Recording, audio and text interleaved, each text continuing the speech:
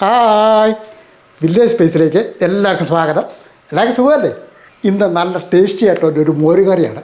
ഒരു പക്ഷേ നിങ്ങൾക്ക് എല്ലാവർക്കും അറിയാം. പക്ഷെ ഞാൻ ചെയ്യുന്ന മോരുകറി എന്ന് പറഞ്ഞാൽ തികച്ചും വ്യത്യസ്തമായ രീതിയിൽ തന്നെ നല്ല ടേസ്റ്റോട് കൂടി തന്നെ ആ വ്യത്യസ്തമായ രീതിയിലുള്ള മോരുകറി എങ്ങനെ ചെയ്യുന്നത് നോക്കാം. അടുപ്പ് കത്തിച്ചതിന് ശേഷം ഇതേപോലെ ഒരു ചീനച്ചട്ടി അങ്ങോട്ട് വെക്കാം. ഇപ്പോൾ നമ്മുടെ ചീനച്ചട്ടി ഒന്ന് ചൂടായതിനു ശേഷം ആദ്യം തന്നെ നമുക്ക് കുറച്ച് വെളിച്ചെണ്ണ അങ്ങോട്ട് വെച്ച് കൊടുക്കും. ഒരു 2 ടേബിൾ സ്പൂൺ അളവിൽ വെളിച്ചെണ്ണ ഒഴിച്ച് കൊടുക്കുക.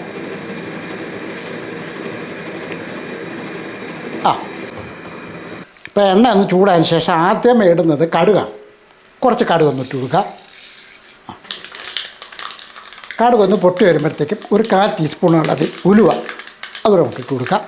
അപ്പോൾ കടുക് ഉലുവാക്കി ഒന്ന് പൊട്ടി വരുമ്പോഴത്തേക്കും ഒരു 3-4 വറ്റൽമുളക് അതുകൂടെ നമുക്ക് ഇട്ട് കൊടുക്കാം. ഇനി നമുക്ക് വേണ്ടത് വെളുത്തുള്ളി. ഇതേപോലെ ഒരു 10-15 കൊച്ചു വെളുത്തുള്ളിയാണ് ഞാൻ എടുത്തിരിക്കുന്നത്. വലുതാണെന്നുണ്ടെങ്കിൽ നിങ്ങൾ മുറിച്ച് ഇടാവുള്ളൂ. ആ വെളുത്തുള്ളി നമുക്ക് ഇട്ട് കൊടുക്കുക. അതിന് ശേഷം ഒന്ന് ഇളക്കി. അപ്പോൾ വെളുത്തുള്ളി ഇട്ട് ഒന്ന് ഇളക്കി കഴിഞ്ഞതിന് ശേഷം വേണം അരിഞ്ഞ് വെച്ചിരിക്കുന്ന ഇഞ്ചി ഇട്ട് കൊടുക്കുക. ഇതേപോലെ ഒരു ടേബിൾ സ്പൂൺ അളവിൽ ഇഞ്ചിയുണ്ട്, അതും ഇട്ട് കൊടുക്കുക. ഇനി നമുക്ക് വേണ്ടത് പച്ചമുളകാണ്. ഒരു 2-3 പച്ചമുളക് ഇതേപോലെ 2ആയിട്ട് മുറിച്ച് വെച്ചിരിക്കുന്ന ആ പച്ചമുളകോട് ഇട്ട് കൊടുക്കുക. കൂട്ടത്തിൽ ഒരു 10 കൊച്ചുള്ളി ഇതേപോലെ ഒന്ന് അരിഞ്ഞ് എടുത്തിരിക്കുന്ന ആ ഉള്ളിയും കൂടി, ഒരല്പം കറിവേപ്പില അതും ഇട്ട് കൊടുക്കും. ഇതെല്ലാം കൂടെ ഒന്ന് ഇളക്കി നന്നായിട്ടൊന്ന് മൂക്കണം. കരിഞ്ഞു പോകാത്ത രീതി വേണം അതൊന്ന് മൂപ്പിച്ചെടുക്കാനായിട്ട്.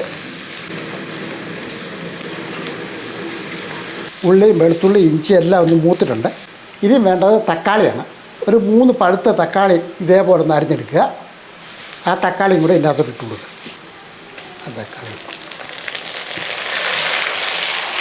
തക്കാളി ഇട്ട് എല്ലാം കൂടെ ഒന്ന് ഇളക്കി.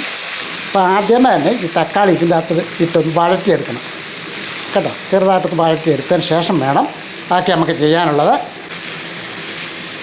തക്കാളിയൊക്കെ ഇതേപോലെ ഒന്ന് വഴണ്ടി വരുന്നുണ്ട്. ആ സമയത്ത് തന്നെ നമുക്കിതേപോലെ കുറച്ച് മഞ്ഞൾപ്പൊടി അങ്ങോട്ട് ഇട്ട് കൊടുക്കാം. മഞ്ഞൾപ്പൊടി ഇട്ടതിന് ശേഷം ഒന്നുകൂടെ ഒന്ന് ഇളക്കി. ഇനി നമുക്ക് ഇതൊന്ന് മൂടി വെക്കാം, ഒന്ന് അടച്ചു വെക്കാം. കാര്യം എന്നാണെന്നറിയോ, തക്കാളി ഒന്ന് വെന്തുടയാൻ വേണ്ടിയാണ്. ചെറുതീയിൽ ഒരു 2-3 മിനിറ്റ് ഒന്ന് ഇരിക്കട്ടെ. ഏകദേശം ഒരു 3 മിനിറ്റോളം ഞാൻ മൂടി വെച്ചിട്ടുണ്ടായിരുന്നു. ഇനി തുറന്നു നോക്കാം.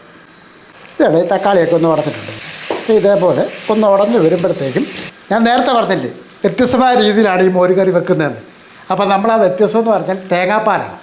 അപ്പോൾ നമ്മൾ ഈ എടുത്തിരിക്കുന്ന തേങ്ങാപ്പാൽ എന്ന് പറഞ്ഞാൽ ഒരു തേങ്ങയുടെ പകുതി അതിൻ്റെ തേങ്ങാപ്പാലാണ് ഈ എടുത്തിരിക്കുന്നത്. ഇത് അങ്ങോട്ട് ഒഴിച്ചു കൊടുക്കുക.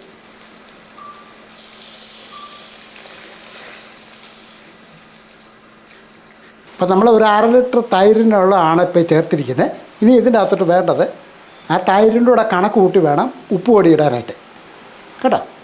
അപ്പം ആവശ്യത്തിനുള്ള ഉപ്പ് പൊടി ഇട്ട് കൊടുക്കും. ഞാൻ ഇതിൻ്റെ അകത്തോട്ട് ഒരു 1/4 ടീസ്പൂൺ അളവിൽ കായപ്പൊടിയാണ് ചേർക്കുന്നത്. അതുകൂടെ ഇങ്ങോട്ടിട്ട് കൊടുക്കാം. ഈ കായപ്പൊടി നല്ല ടേസ്റ്റ് കേട്ടോ.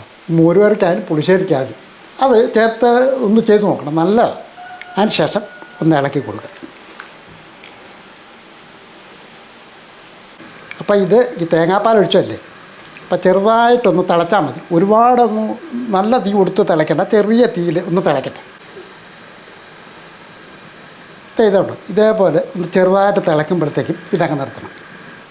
ഈ ഇരുമ്പ് ചട്ടിക്ക് നല്ല ചൂടാണ് കേട്ടോ. അപ്പം നമുക്ക് ഇനി വേണ്ടത് 6 ലിറ്റർ തൈരാണ്. ഇതൊരു മീഡിയം രീതിയിലുള്ള പുളിയേ ഉള്ളൂ കേട്ടോ.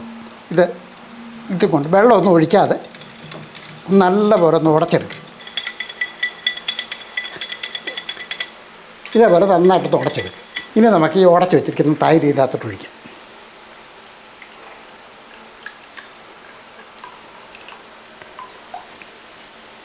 ഇപ്പം തൈര് ഒഴിച്ചതിന് ശേഷം ഒന്ന് ഇളക്കാം.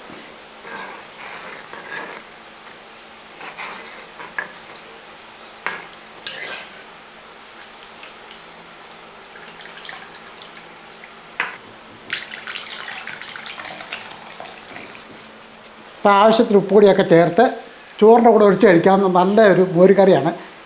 ഞാൻ പറഞ്ഞില്ലേ, ഇത് തേങ്ങാപ്പാൽ ഒഴിച്ച് നിങ്ങൾ മോരുകറി ചെയ്തിട്ടുണ്ടോ? ഇല്ലെങ്കിൽ ഒരു പ്രാവശ്യം കയറി ചെയ്ത് നോക്കണം. കാര്യം നല്ല ടേസ്റ്റാണിത്. പിന്നെ വേറെ കാര്യമുണ്ട്, ഒരേ രീതിയിലൊക്കെ നമ്മൾ മോരുകറി വെക്കുമ്പോഴത്തേക്കും തീർച്ചയായിട്ടും എന്തെങ്കിലും ഒരു ചേഞ്ച് വേണ്ടി. അപ്പോൾ അതുകൊണ്ടാണ് ഞാൻ ഈ തേങ്ങാപ്പാലൊഴിച്ച് മോരുകറി വെച്ച് ഈ ഒരു രീതിക്ക് ഒരു പക്ഷേ അറിയാൻ പറ്റാത്ത ആൾക്കാർ കാണും. ഒന്ന് ചെയ്തു നോക്ക്, നിങ്ങൾക്ക് എല്ലാവർക്കും ഇഷ്ടപ്പെടും.